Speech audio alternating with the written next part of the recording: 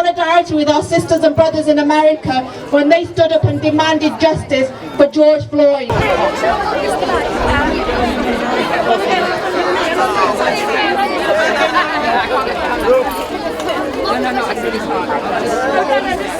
Be defeated. We will not be silenced. We will not be pushed off the streets. We will never apologise for being black and proud. Take the knee to show a sign of resistance and fight back.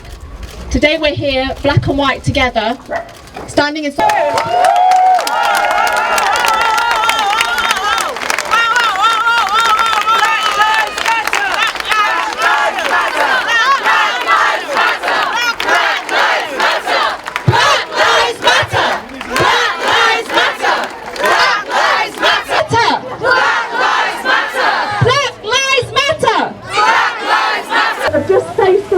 racism, and we all know if they'd won they would have been English, and when they lose they're suddenly black.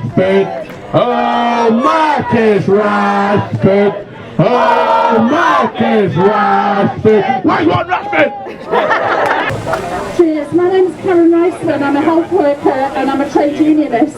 I want to say that my union gave cover to the racists, and the racists are allowed to boo the football clubs, and then they go further and they abuse them against all forms of racism and oppression. And more than anything, we look at who's responsible. We point the finger at black people in Britain to die with the massive numbers because of COVID. It's all connected. It's about the system. We are the majority. And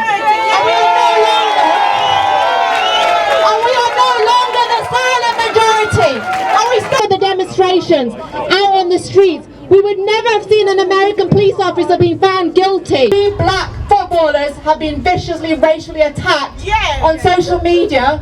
But let's be very honest, are we surprised? No, we're not. No, we're not.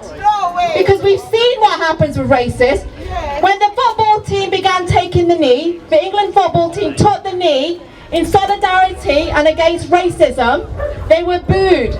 They were booed, and what did Boris Johnson say? What did Boris Johnson? Not much. What did Priti Patel say? Oh, it's an absolute disgrace. And then today, she's talking about how disgusted she is about the racist abuse that those footballers have been having to deal with.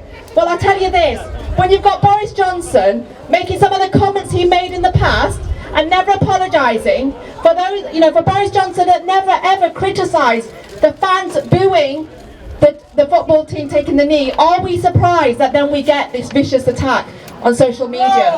Those players have shown us everything that is good about this country. Black and white united against racism, taking a strong stance and saying week in, week out on a global platform and with a simple gesture that Black Lives Matter. We know the powers that be want this to go away, and the attack on Sancho and Rashford and Saka has ignited the anti-racist movement in this country and in this beautifully diverse city. Let's keep fighting back against the system, let's keep fighting back against racism, and let's keep shouting Black Lives Matter. Change is coming, no justice, no peace. Let's keep fighting.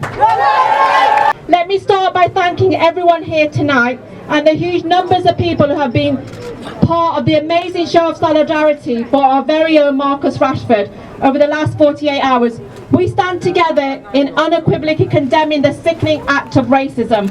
But we are proud that once again we have seen the true face of Greater Manchester, a city that will never give in to racism and hate, and will always celebrate our diversity and common humanity.